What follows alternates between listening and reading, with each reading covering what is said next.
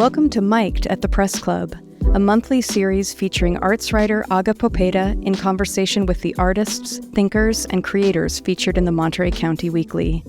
Be sure to check for upcoming events in our print and online calendars.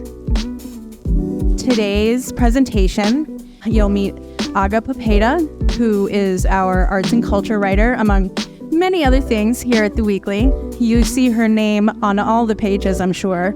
And she will be in conversation with our neighbor and best-selling author, Alka Joshi. Hello.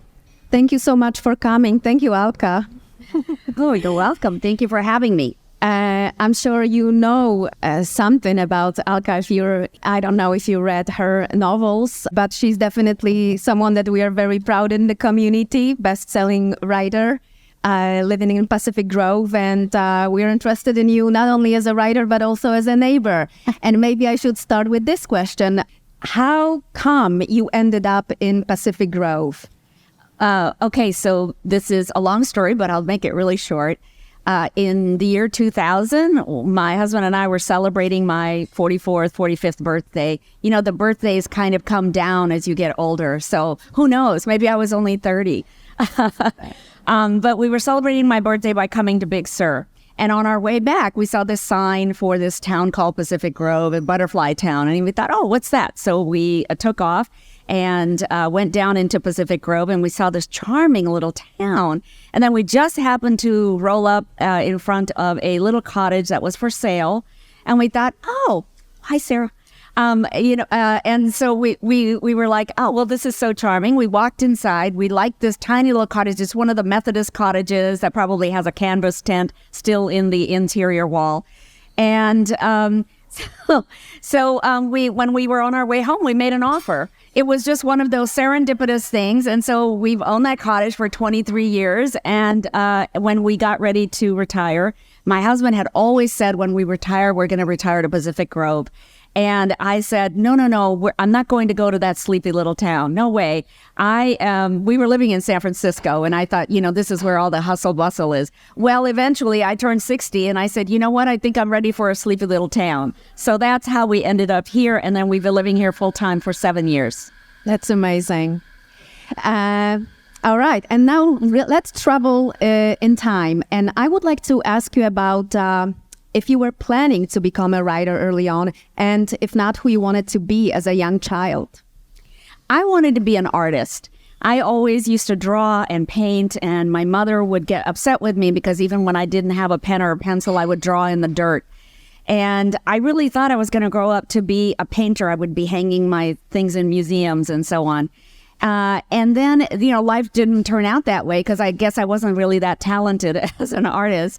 And eventually I found my way into advertising. I thought in advertising also I wanted to be an art director, but that's not what they saw in my work. When they saw my portfolio, they said, well, obviously you can write. And I said, but I don't want to be an writer. And they said, well, we've got a position open right now as a junior copywriter. So take it or leave it. And it is a 30-day position, and we will find out if we like you, and you can find out if you like us. And at the end of 30 days, if both of those answers are great, then you will have a full-time job.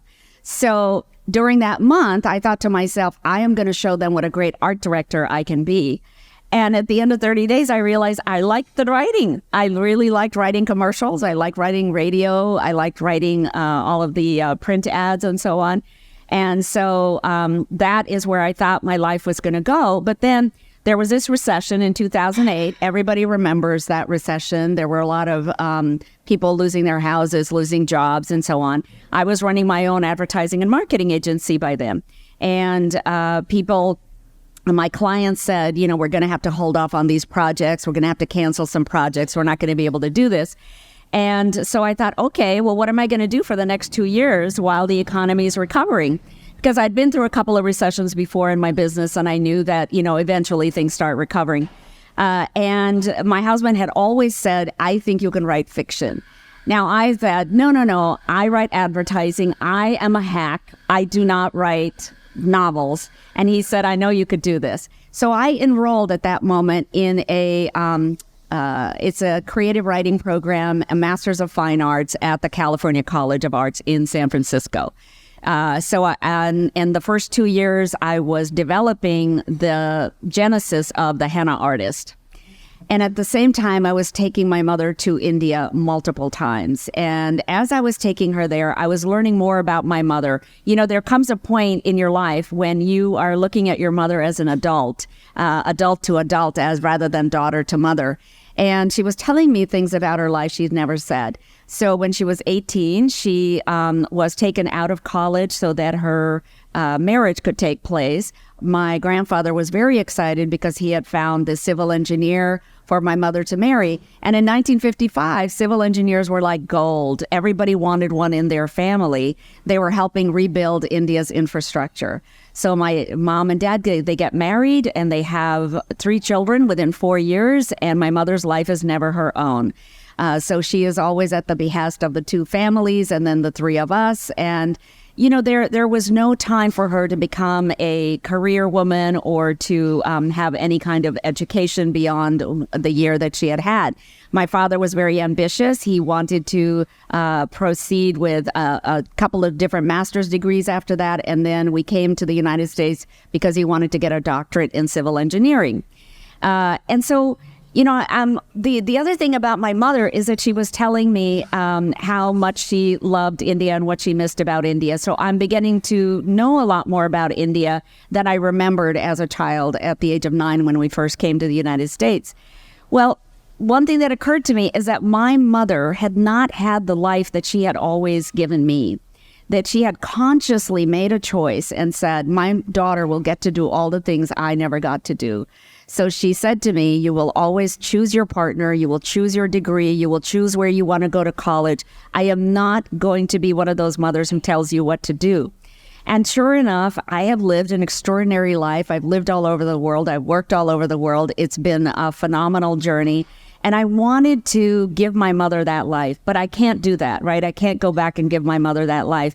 But what I can do is create a character in fiction who gets to do all the things my mother didn't get to do. And so that's who you find in the Henna Artist, is you find Lakshmi, who, leaves her marriage after 2 years and then becomes this extraordinary henna artist and herbal healer and makes all of her own decisions. Yeah. Could we talk a bit about this moment and whatever you remember from this moment of moving from India to a completely different world? It was still early enough that you became American very quickly, but also you must remember some stuff. So let's talk about any experiences, memories that you have from that period, you know, whatever was striking. Yeah, coming to the United States was such a shock, right? I went from a school where everybody looked like me and went into a school in Ames, Iowa in 1967 where nobody looked like me. And so people would always stare. I mean, you know, kids stare because they don't know any better. And then they would ask questions like, where are you from? Are you from Mexico? Are you black? Are you this? Are you that? You know, they had never seen anybody. And then when I would say I'm Indian, they would say, oh, what tribe? Because that was the only thing they knew, right? And then they would say, oh, India, is that anywhere near Texas? Because, you know, we have to remember in the 1960s in the Midwest, nobody had traveled. In fact, a lot of Americans had not traveled around the world and they wouldn't have known where India was. And then I think the other thing is, you know, kids are very honest. And so they would tell my brothers and me that they didn't want to sit anywhere near us on the bus or on the in the cafeteria because we smelled bad. And what we smelled like was curry, right? I mean, yeah, curry has a very distinct smell. And so we went home and told my mother, hey, Mom, you have to stop cooking Indian food. We have to have hamburgers and hot dogs and SpaghettiOs because that's what they serve at lunch at the school. And so my mother, like I remember the very first hamburger that she cooked was about 3 inches thick because she didn't realize that you have to slam the patties down. So she'd got all this ground beef and then she cooked them on the skillet.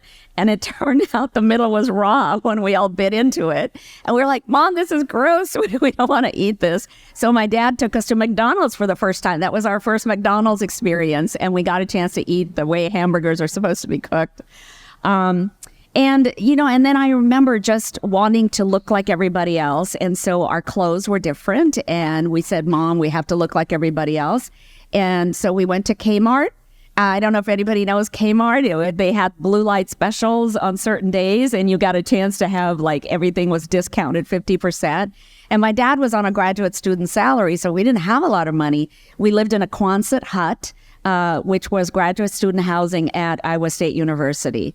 And the Quonset hut was no more than about 600 square feet. So my brothers and I shared a room, and my parents had this tiny room that only, the bed took over the entire room.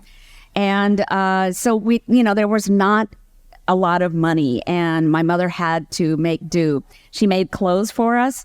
And so we all said, Mom, we need bell bottoms, because everybody's wearing bell bottoms. It was like 60s, right? And early 70s.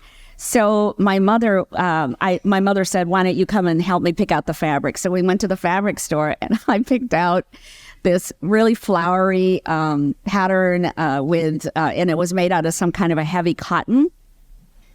And because, people were wearing, if you remember Rowan and Martin's Laugh-In, everybody's wearing these sort of flowery bell bottoms.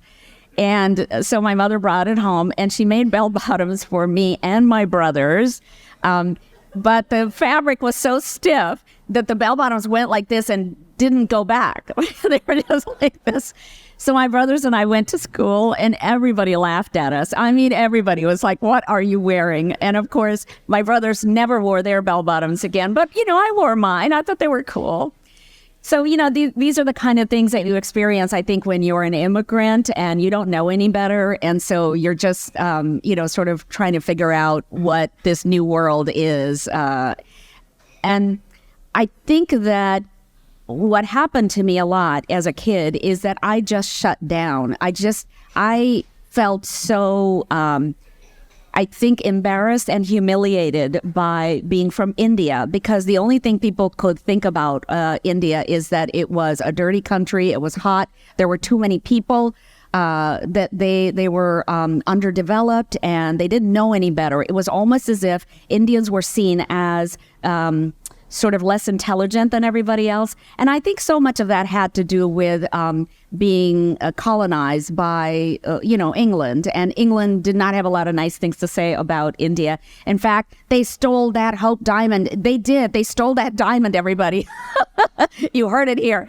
But I think that the common perception of India was not positive. It was really negative. And so I remember just having those kinds of comments lobbed at me and thinking, well, I am from this horrible country that nobody wants to visit, so I'm going to just pretend I am an American. And, we just all wanted to be Americans.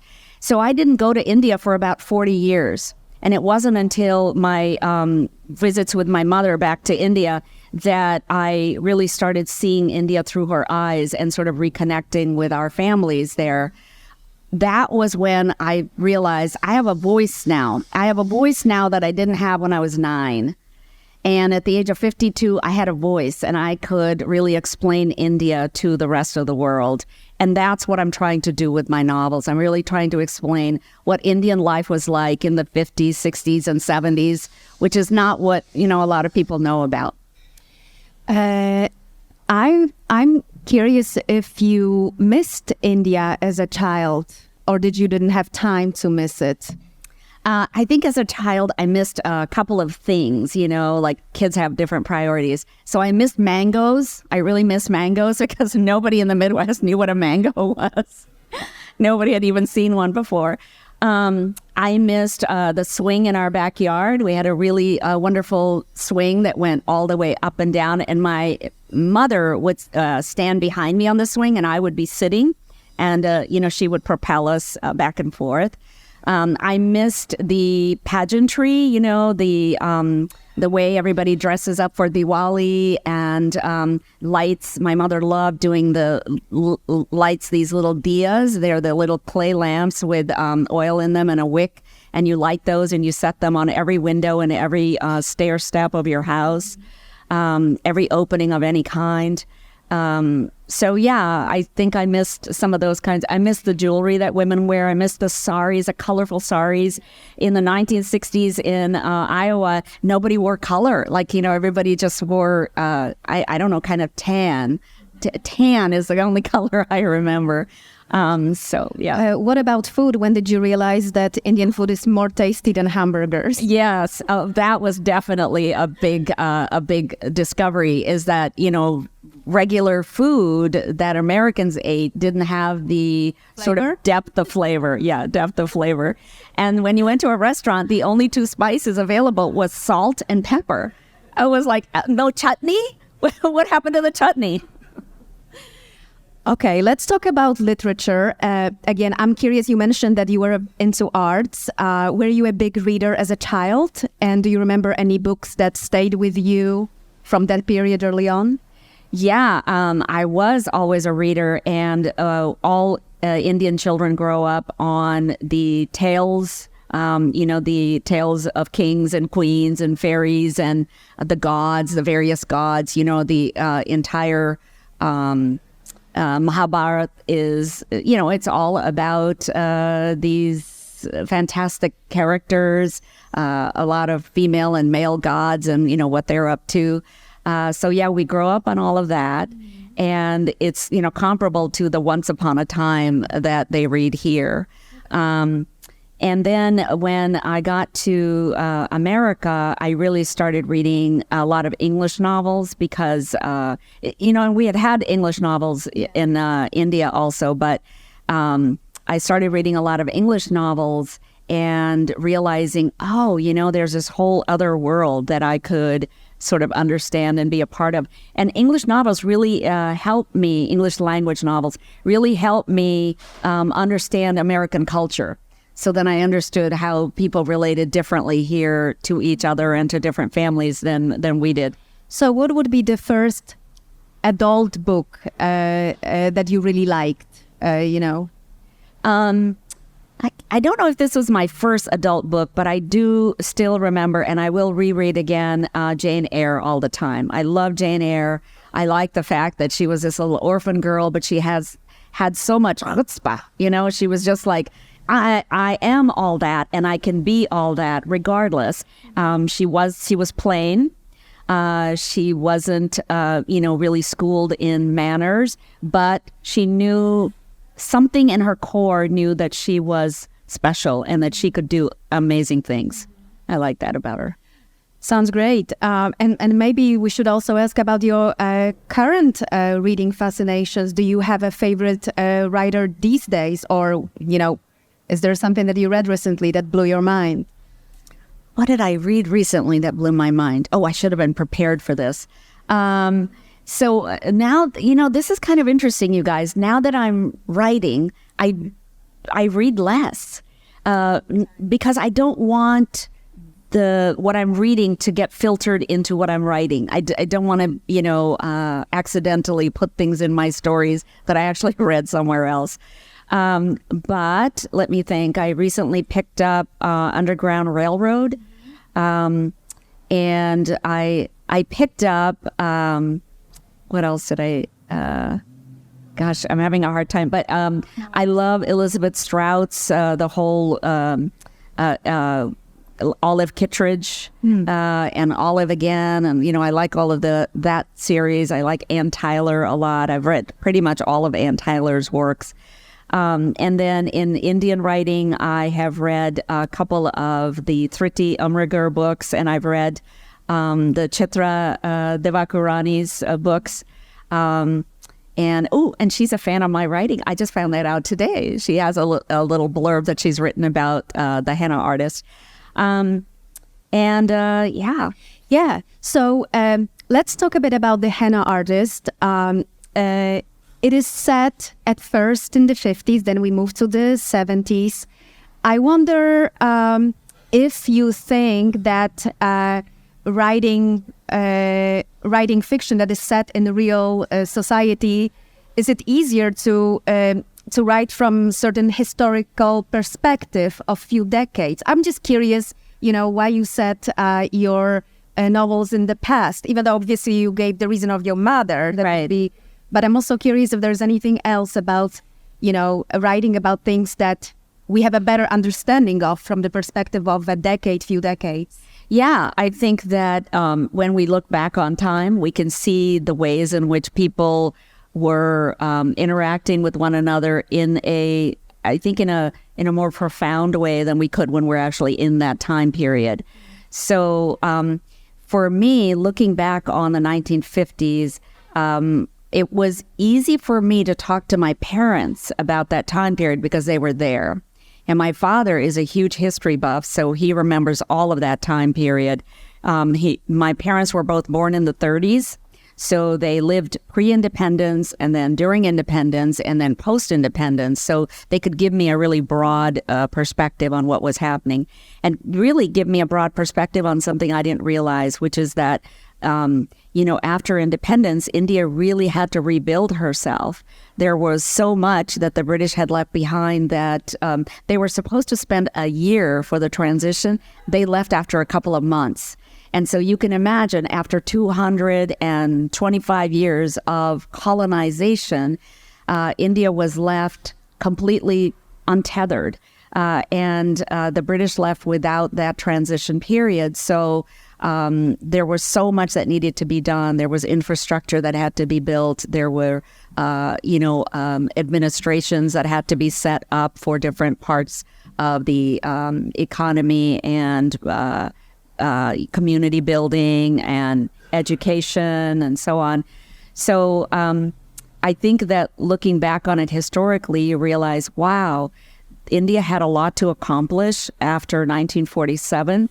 And I think looking at present day, you realize, wow, they have come a long ways. In the intervening 70-some years, India has, I think, created a wealth of intelligence that is now being exported to the world and has been exported for the last 20, 30 years. And also within India, there is a lot of intellectual capital that is being used. India has also, unlike other formerly colonized countries, India has not succumbed to dictatorship.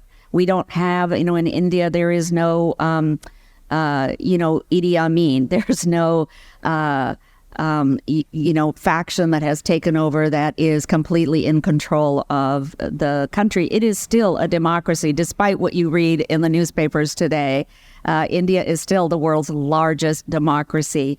And if you can imagine how difficult it is for American leaders to control everything that's happening in America with 325 million people, imagine what it's like to control 1.4 billion people or to, manage 1.4 billion people in India. So, one of the things that I think history and perspective teaches is that you have to look at everything in relationship to everything else. Yeah.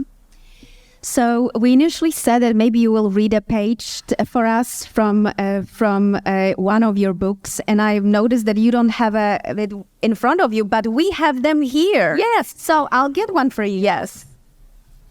Thank you so much. One of the main things that I'm really talking about, and this of course started from my mother's story, is that I am talking about the empowerment of women. I'm talking about what it is to be a woman in a patriarchal society and to bust out of that in some way, to find pieces of herself that she may have mislaid, find pieces of herself that she may have lost. This is one of my biggest messages in all of these books. So that's one message, and I'll read to you a little bit about that. But the other message also is that India has given so much to the world, contributed so much, and your golden lattes from Starbucks are only a small, fraction of what India has contributed.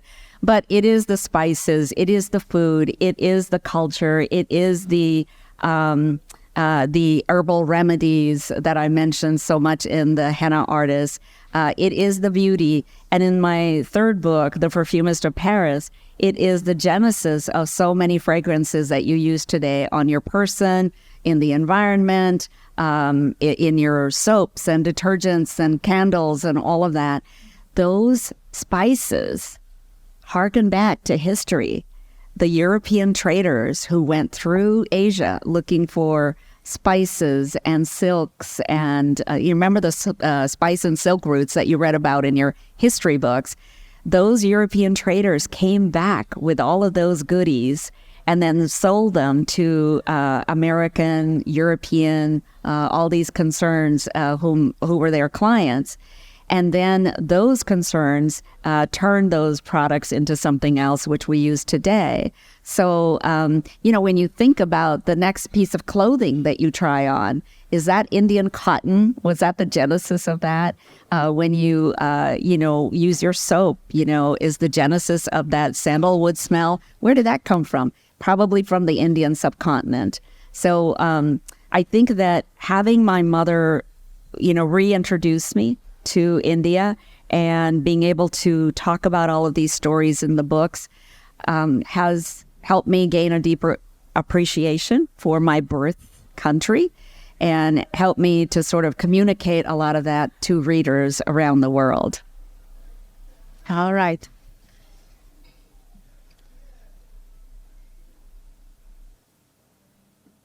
So Okay. you're reading from the Henna Artist, yeah? Yes, from the Henna Artist. And this is Jaipur in the state of Rajasthan, India. And it's November 15th, 1955. That was the year my parents were married, by the way. Independence changed everything. Independence changed nothing. 8 years after the British left, we now had free government schools, running water, and paved roads.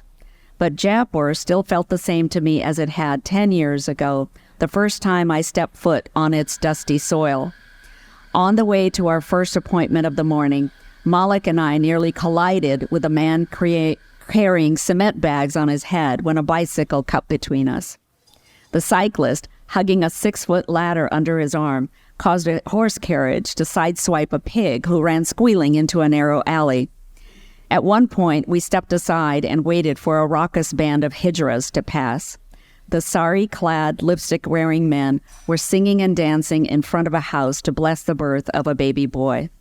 So accustomed were we to the colors, the odors of the city, cow dung, cooking fires, coconut hair oil, sandalwood incense, and urine, that we barely noticed them. What Independence had changed was our people. You could see it in the way they stood, chest puffed, as if they could finally allow themselves room to breathe. You saw it in the way they walked, purposefully, pridefully, to their temples. The way they haggled more boldly than before, with the vendors in the bazaar. Malik whistled for a tonga. He was a small boy, thin as a reed. His whistle, loud enough to be heard as far away as Bombay, took me by surprise. He lifted our heavy tiffins onto the horse carriage, and the Tongawala begrudgingly took us the 5 short blocks to the Singh estate. The gate man watched as we stepped off the Tonga. Before independence, most Jaipur families lived in cramped family compounds inside the old pink city. But generations of Singhs had always lived on an expansive estate outside the city walls. They were from the ruling class, rajas and minor princes, commissioned army officers, long used to privilege before, during, and even after British rule. The Singh estate was on a wide boulevard lined with peepal trees. 8-foot-high walls spiked with glass shards protected the 2-story mansion from view.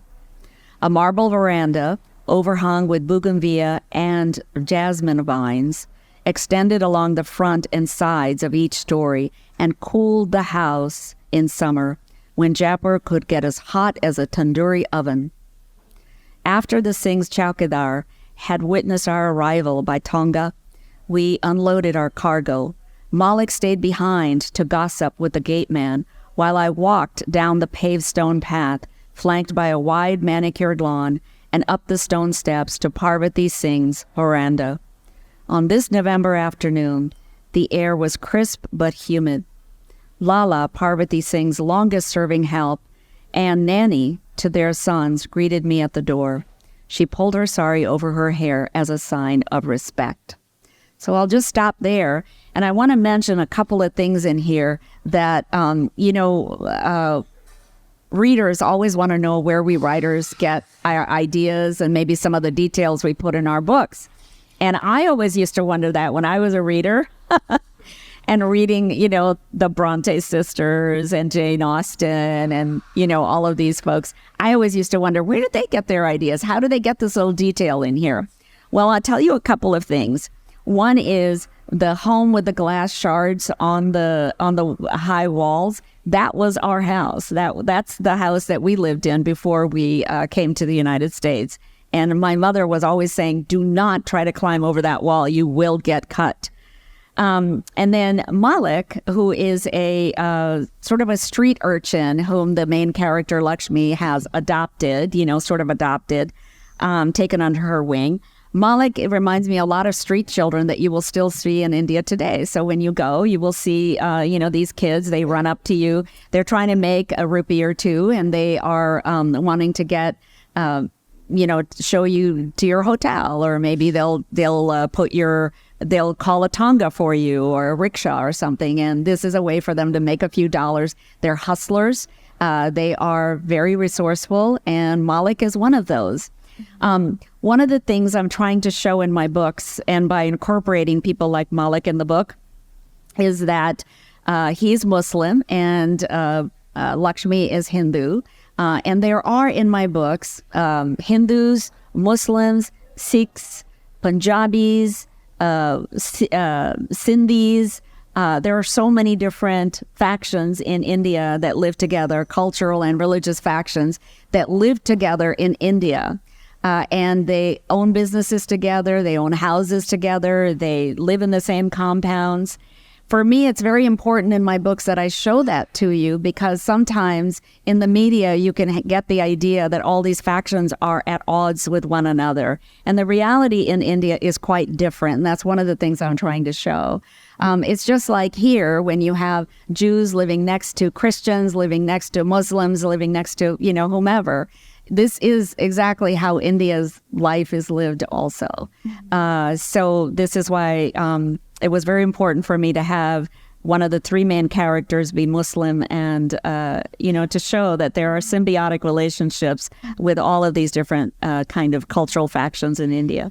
So we have a trilogy, and it's set in various times and various locations even all over the world. But do you think that you will continue and will make it your brand? You made it your brand, this staying close to the Indian American community, if not Indian per se. I'm just wondering if you imagine yourself ever writing a book that has no connection to India.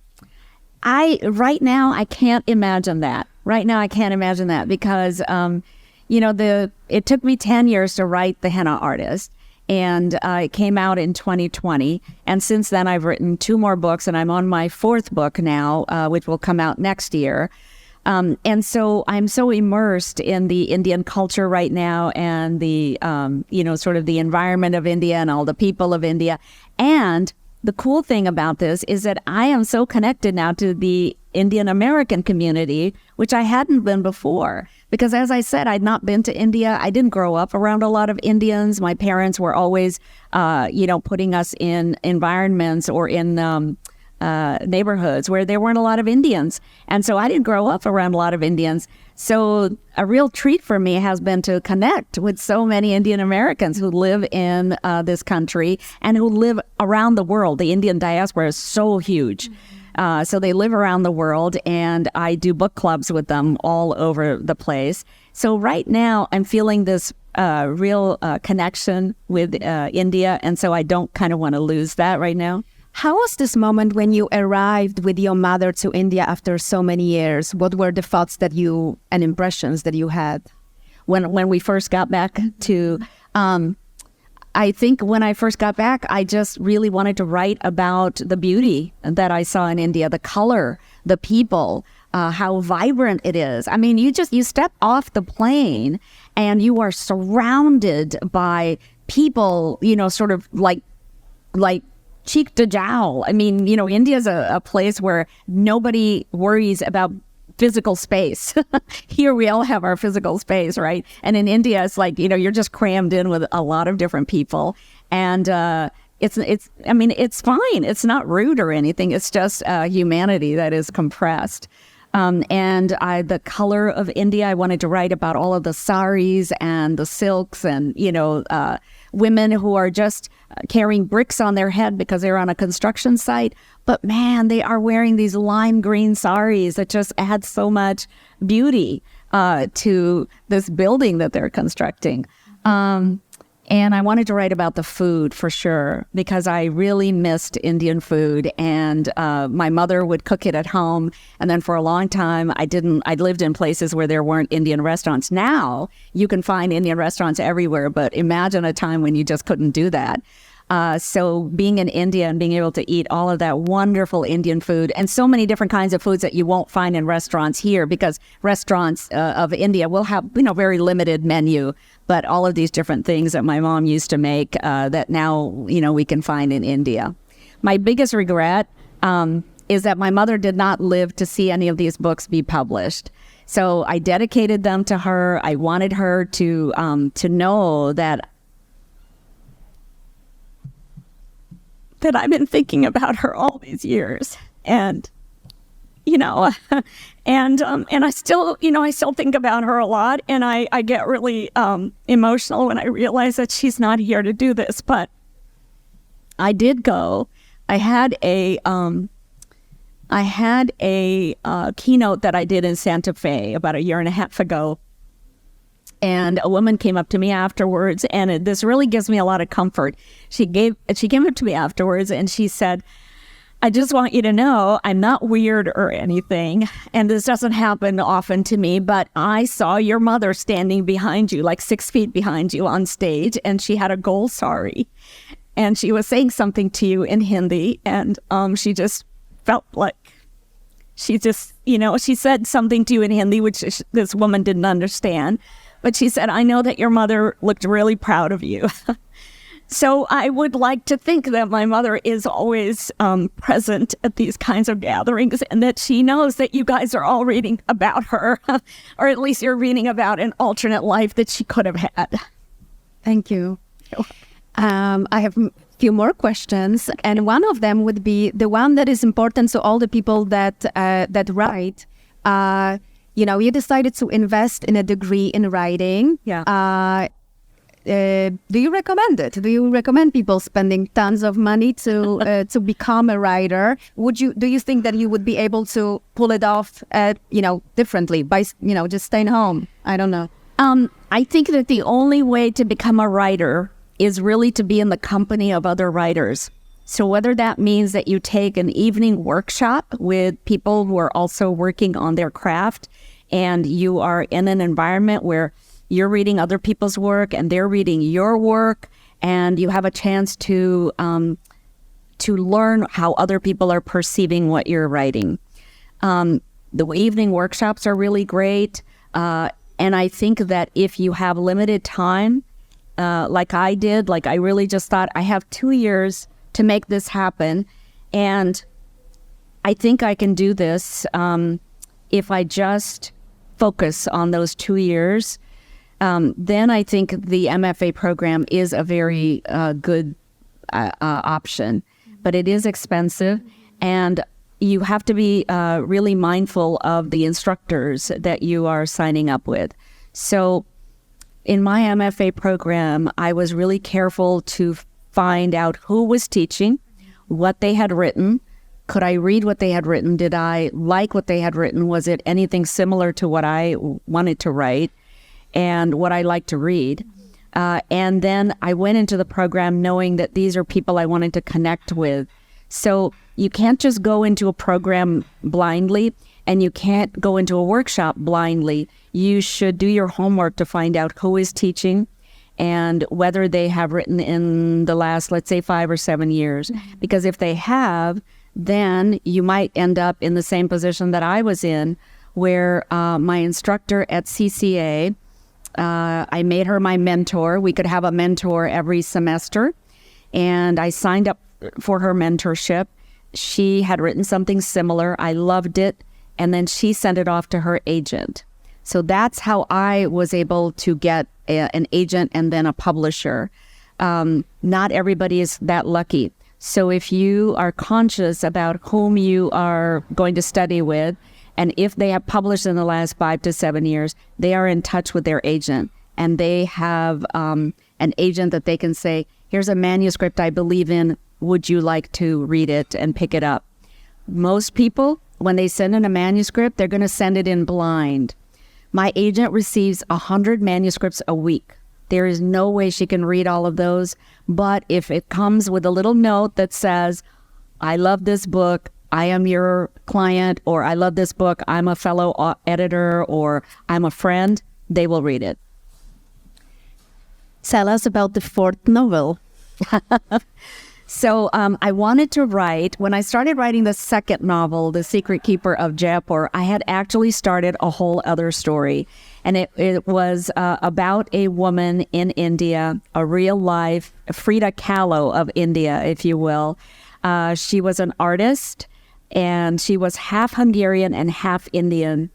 She lived in the 1920s, 30s, and 40s. She actually died at the age of 28 under mysterious circumstances. She was brought into the hospital by her husband, and within 4 days, she was gone. And she was larger than life. She slept with whatever moved. She was flamboyant. She was like Frida Kahlo. She, wore lots of pearls and jewelry, and did her hair up, and always wore red lipstick. She came from wealth, so she had been tutored and spent a lot of time with painters in France as well as in Italy. She was the youngest member admitted to the Paris Salon.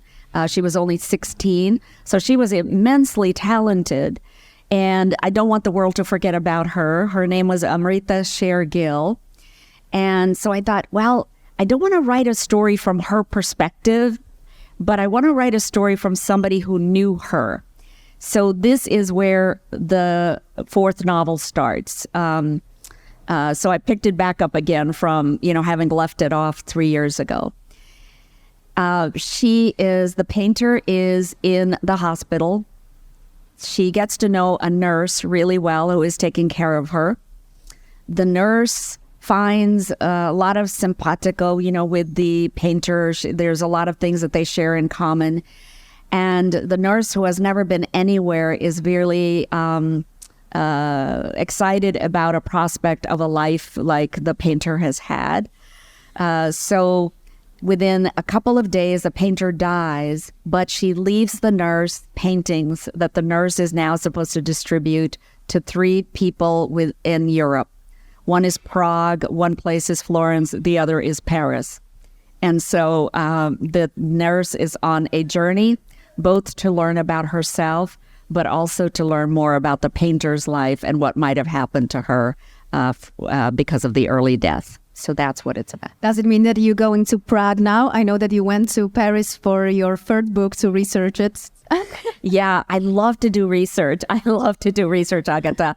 And yes, so this year I did a big European trip to all of those different cities. I was going to even include Barcelona, so I did go to Barcelona, but then I realized, I want my readers to sort of have a frame to work within. I don't want them to get lost in all these other cities that I'm also going to.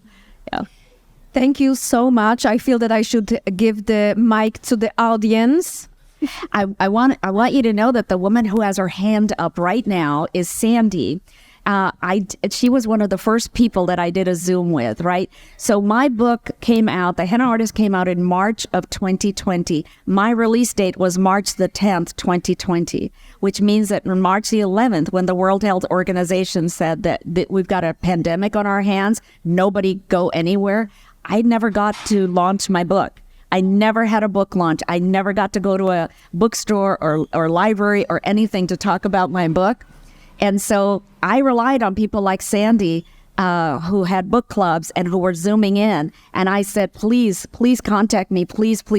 I have a book that I just spent 10 years working on, and nobody's ever going to be able to talk to me about it. So would you Zoom in with me? And to date, I have done, I think, Sarah, 966 book clubs on Zoom.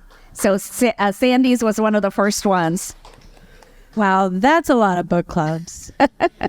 I am going to open it up to audience questions, but since I've got the microphone in my hand, I'm going to take this opportunity to ask my question first.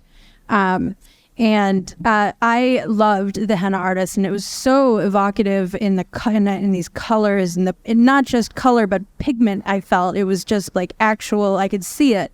And I'm excited to read The Perfumer of Paris. And my question, because scent memory is such an important memory, and can bring up so much. What is a scent for you that makes you think of your mother? Coconut. So my mother would, once a week, she would oil her hair with coconut oil and oil mine. And it's something that Indian women do to bring a lot of body and shine to their hair. So that is something that, always I will remember of my mother's. Yeah. I love that. Thank you for sharing. Yeah. And as you said, scent is memory. So in going back to India, also your question, Agata, there were so many scents that then all of a sudden I would recall something that had happened in our childhood. I would recall something that had happened, with my parents or at a party or something. I'd go, oh, wow. It is amazing how scent, it's like a pop-up. It's like, oh, wow, I remember when that happened. So it was wonderful. And then, that for The Perfumist of Paris, I had to research. I had to go to Paris. I had to go to New York City. I had to go to Lisbon. I had to go to Grasse. To just research all of these master perfumers and how they make perfume.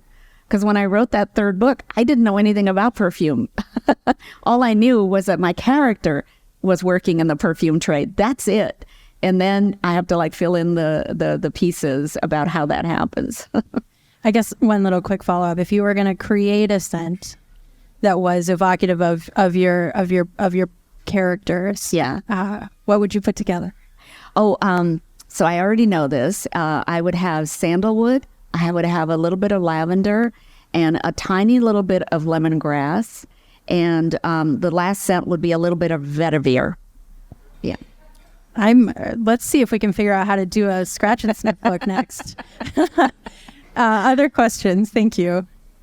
I think I've got a short leash, but I think I can make it to you. I don't want to knock over her water. Okay. Hi. I had a couple questions because there's some writers here. And so could you talk a little bit about what your day-to-day writing process is about, how being up at Villa Montalvo with other creatives kind of inspired you? And could you mention the TV show? Because there might be people here who don't know about it yet. Okay. All right. Let me see if I can remember all three. My writing process is really different from a lot of authors, and I think every author will tell you that they have a different writing process. I don't write every day. I don't write at a certain time. I don't write, a certain number of hours or a certain number of pages. My husband is a writer, and I remember he would tell me that it takes him a whole week to write 5 pages. And I was like, wow, I have to write a lot faster than that to get through 350 pages of a book. So I can write really fast. I can go a whole month and not write. Sometimes I'll write in the morning. Sometimes I'll write at 3 o'clock in the morning. Sometimes I'll write in the evening. So I have a very loose kind of idea. What happens with me is that I have an idea for a scene, and then I go for a walk, or I'm just in the bathtub and I'm working on that scene in my head. And I'm thinking, okay, these people are saying what? No, I don't think they would go there. I think they would say it this way. Okay. And then what happens next? Oh, and then who walks into the room? Oh, there's somebody in the room now. So what is happening between these 3 people now? So when I feel that scene is developed enough, that's when I write it down on the laptop. I don't write it until then. And maybe I'm hoping I can stave off memory issues by just concocting all these things in my head first before I ever write them down. So that's my process. And sometimes when I have a deadline, deadlines are the author's friend. And I'm sure you reporters and writers probably have that too. You have a deadline and you know you're going to get it done, right? So when I have a deadline, I can write 6 hours straight for 2 weeks. And that's what I did at Villa Montalvo. So I had written one version of my fourth novel, and I wasn't quite happy with it. I thought, there's something missing. I want to redo it. So I was at Villa Montalvo. They have an artist residency that they invite you to. So I was there for 2 weeks, and you have a chance to be with all these other composers and theater people and visual artists and all of this. And so you get really like pumped up. You get all this creative input from everything. And for 2 weeks, I just wrote 6 hours a day, and I got that second version done. So it depends. Okay, now your second question, that was Villa Montalvo. And the third question is a Netflix. So as soon as Reese Witherspoon, recommended my book as one of her 2020 book picks, I started getting calls from Hollywood. And all of these people were interested in buying the option for the Henna Artist. And I was like, oh my God, I don't know what to do here. So I called up my literary agent in New York and I said, what do I do now?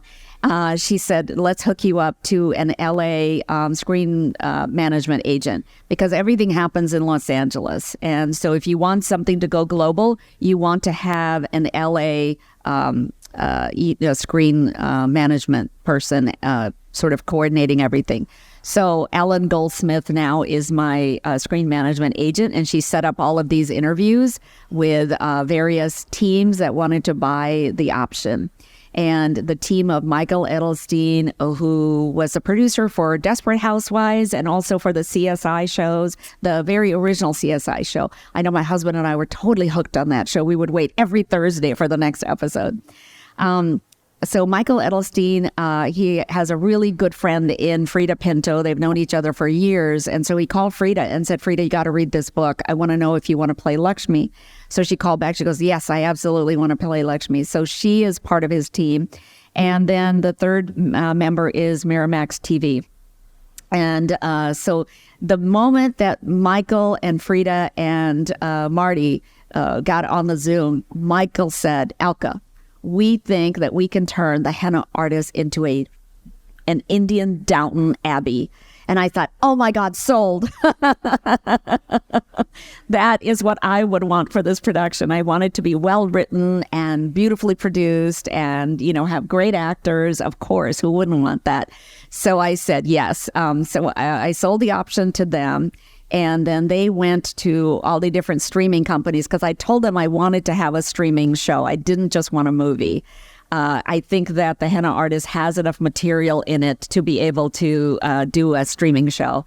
And so, the team said, okay. So they went to like Apple and HBO and HBO Max and what are all the other companies? Yeah, Amazon and all these other people. And they got 5 offers. So 5 people wanted to produce the Henna Artist, but Netflix won out. So it is in development at Netflix. And as you know, we've had 5 months of no writers. We have writer's strike this year, so we got stalled. And also the actor strike is still going on. So we weren't able to talk to anybody for 5 months, even to each other. So but now it's back on, and I don't write any of the episodes. I'm not involved in the day-to-day production of it at all. But when they need my help, like, would this character do it this way? Or what would they do in this particular scenario? Then they set up a Zoom, and then I get to talk to all of them. You're welcome. Thank you. Magnus. Magnus has a question. Magnus rarely needs a microphone, but I'll offer it to you. Thank you. When you spoke in the childhood coming to the United States and you felt like you were someone from far away, you were some exotic being and they were looking at you, I wanted to share something from my own family and our connection to India. And I thought, no, it'll be too long of a story. But then I opened up your book, and it starts with a quote from Rabindranath Tagore. And it's the Tagore connection that I have that I want to share real quick. Okay. He gets the Nobel Prize in 1913. The world is a very big place then. You know, not very many Swedes had even been to India, or vice versa. He doesn't come because the First World War is starting to rumble. And then in 1921, he does come to Sweden to get his reward. And in the Blue Hall in Sweden, which is the most formal hall in Stockholm, the king and queen in the royal blue and gold thrones, all the mucky mucks of Sweden are gathered. All of his works have been translated from the English translations into Sweden. Wow. So he gets his prize mainly for Gitanjali, which is his famous love poems. And so my great-grandmother was actually in the hall, number one, and she was also involved in helping Rabindranath as he was in Stockholm. And she's a woman who never, ever, very old school proper, she would never speak of anything regarding the birds and the bees, for instance. You know, none of those things were part of her life. Yeah. But this time she testifies as to Rabindranath comes in, and he's a very, very regal-looking man. Very tall. Tall, curly hair, beautiful big eyes, perfect beard. Yeah. He's got a small turban with a brooch here. He's got beads around his neck, and he's got a toga to the floor. Yes. So when he comes in, you can obviously hear a pin drop. And she says, there was a sense in the hall that something completely out of this world entered. And many people afterwards felt that it was an incarnation in a strange... Wow. Because of his beard and his long hair, Yeah. he was a Jesus figure. Wow. But she also said, which I think was the point of the story, is that she said, all the women in the room all went... Wait, and then I have one question. Sorry. And by the way, Magnus, let me follow that up with, if you ever have a chance to read the stories of Tagore, they are incredible. And I cannot believe that he was writing way back when. So many of the stories apply today. Yeah. Tagore he came from a very wealthy family in Bengal. And Bengal was known as the place for literary stardom. He was married to a woman who was 13 years old. Yeah, his wife is the arranged marriage. And she did not know how to read and write. And he made sure that she learned to read and write, and she got her bachelor's. He was a feminist way back then. And his stories are all about women's empowerment. His stories are all about women having desires and needs and ambitions that were different from men, which I think a lot of men at that time, male writers, were not giving credence to. Yeah. Just a quick question. You said you had lived in many, many different countries. You came where you were 9 years old, and you have not a trace of any accent in your English. Do you, perhaps? No, I think what happens is that, and I don't know why I think of this as a cutoff, but I think if you come to another country before the age of 10, then I think you can, absorb the language of that country without an accent. Yeah, well, see, when we came to the United States, my father was determined, and this had happened in the 1960s. If you came from another country, you wanted to assimilate. Assimilation was key. You wanted to be like your birth country, your adopted country. So my father only spoke English at home. My mother was the only one who spoke Hindi at home. So she would ask us questions in Hindi, and we would answer her in English. Are there any other questions? Don't be shy. That's not Albert. I'm going to need this 2 bucks Sandy trick to deal. So what is different? What? Okay. I'm going to repeat the question just so everyone can hear. The question was indicating that it took 10 years to write the first book, and then the second 2 came out in very short order after that. And what was the difference? Yeah. I think what happened, you remember I told you my husband always said that he thought I could write fiction? I think what was happening is in my head, I was accumulating a lot of stories. I've always been somebody who asks people a lot of questions, and I listen. And some of that had to do with the fact that as a young kid, feeling so isolated or feeling so different from everybody else, I shut up, but I listened to people. And I think I learned to observe. I was observing what people said and what were the spaces in between what they said. I was observing what their face showed and what the words were that were coming out of their mouth. So I think I became a really careful observer of people. And I think I was just storing up all of this information and all these stories. So it was remarkable when I entered that program, the MFA program, and also I took a couple of evening workshops before I entered that program. These stories just came pouring out. It was like a storage facility that I unlocked, and all of a sudden there was this stuff that just came out, and it became really easy for me to tell stories. So what had happened is my husband and I got married in 1995. We took a road trip up from California to Washington State. To Idaho, Sun Valley, Idaho. And it was a long trip, right? We were in the car. And he said, tell me some stories while I'm driving so I can stay awake. And I started telling him stories of our life in India. And he said to me at that time, this is 1995, he said, those are great stories. I have not heard those stories before. You really need to write them down. So I think I'd always had that ability to tell these stories. I just didn't give myself permission to do it until so many years later. And then when I could, they just came out. So after that first book, I hadn't, okay, so here's something interesting. So the book had gone into print. HarperCollins has about a 6-month time between the time that the book goes off to print and the time that you will have a release date and be able to see it in all of the stores and libraries.